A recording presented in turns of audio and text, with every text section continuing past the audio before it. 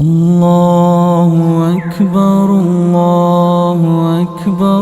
আপনি কিভাবে জিব্রাইল আলাইহিস সালামের নাম বলেন, কিভাবে উচ্চারণ করেন তার নাম? জিব্রিল, জিব্রাইল, জিব্রাইল, জিব্রাইল, জিব্রিল, এই 5 ভাবে তার নাম উচ্চারণ করা হয়। আর এটা বিভিন্ন কিরাতের মাধ্যমে বর্ণনা করা হয়েছে। ইল ইল মানে আল্লাহ সুবহানাহু ওয়া তাআলা, এ নিয়ে কোনো মতপার্থক্য নেই।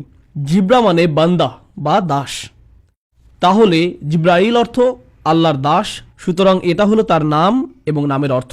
রসুল সাল্লাল্লাহু আলাইহি সাল্লাম এবং আল্লাহ সুবহানাহু ওয়া তাআলা কিভাবে তাকে সম্বোধন করতেন, এটা আসলে একটা মজার বিষয়।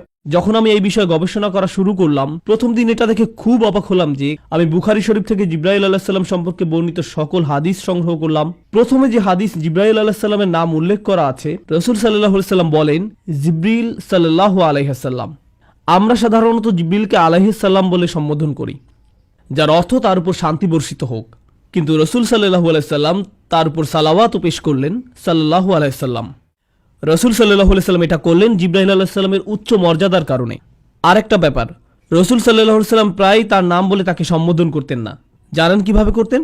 তিনি বলতেন, যিনি আমার রবের নিকট থেকে আসেন। আল্লাহ সুবহানাহু ওয়া তাআলা বিভিন্ন উপায়ে তাকে সম্বোধন করেন, সবগুলো আমার পক্ষে বর্ণনা করা সম্ভব নয়, এটা আরেকটা বিশাল অধ্যয়নের ব্যাপার। যিনি আমার রবের নিকট থেকে আসেন, ইনশাআল্লাহ ভবিষ্যতে এই বিষয়ে আলোচনা করা যাবে। তবে সবচেয়ে কমন যে বিষয়টি আপনি পাবেন তা হলো রূহ, স্পিরিট, শব্দটি আত্মা। আল্লাহ তাকে বলেন আর রূহুল কুদুস, পবিত্র আত্মা। আল্লাহ বলেন আর রূহুল আমিন, বিশ্বাসী আত্মা। আল্লাহ বলেন রূহানা, আমাদের আত্মা। আল্লাহ তাকে আরো ডাকেন রাসূলুন কারীম, সম্মানিত বার্তাবাহক।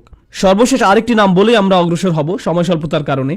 এই নামটি আল্লাহ বা রাসূল সাল্লাল্লাহু আলাইহি সাল্লামের পক্ষ থেকে নয়, বরং ওয়ারাকা ইবনে নওফলের কাছ থেকে, যিনি ছিলেন খাদিজা রাদিয়াল্লাহু তাআলা আনহার চাচাতো ভাই। ওয়ারাকা বলেছিলেন, ইনি হলেন আন-নামুস, যাকে মূসা আলাইহিস সালামের কাছে প্রেরণ করা হয়েছিল।